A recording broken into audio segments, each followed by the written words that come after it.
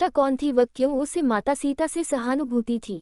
त्रिजटा रावण की नगरी में एक ऐसी राक्षसी थी जिसका जन्म तो राक्षस कुल में हुआ था, लेकिन उसका हृदय देवियों के समान पवित्र था।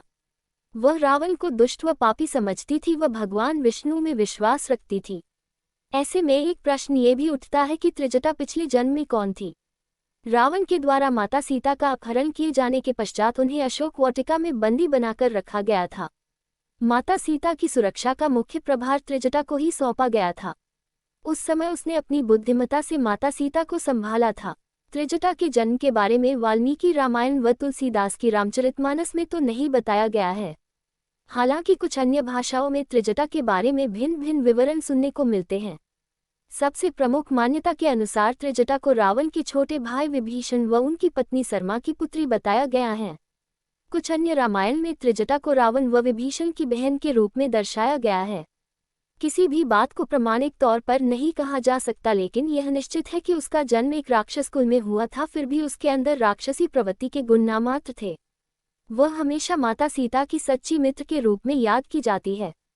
जब रावण छल के द्वारा माता सीता को पंचवटी से अपने पुष्पक विमान में उठाकर ले आया तो उसने माता सीता को अशोक वाटिका में रखा। रावण के द्वारा माता त्रिजटा को ही सीता की सुरक्षा सौंपी गई व सभी राक्षसियों का प्रमुख बनाया गया।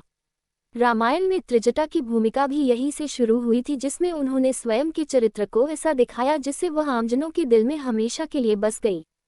जब माता सीता रावण के द्वारा अपहरण कर लंका में लाई गई तब वह अत्यंत विलाप कर रही थी। साथ ही अशोक वाटिका में अन्य राक्षसियां उन्हें तंग कर रही थी।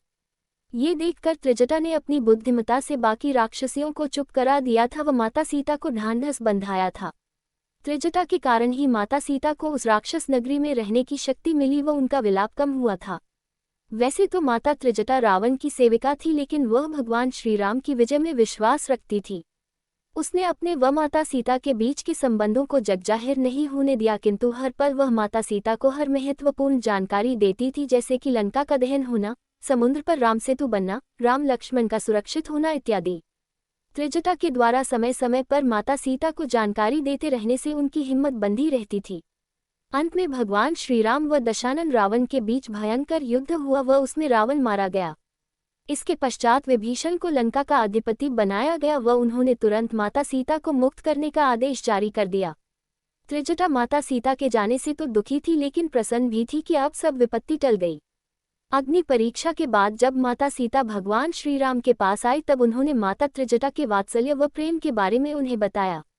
ये सुनकर सभी बहुत खुश हुए व भगवान राम व माता सीता ने त्रिजटा को इतने पुरस्कार दिए कि अब जीवन भर उन्हें कुछ करने की आवश्यकता नहीं थी।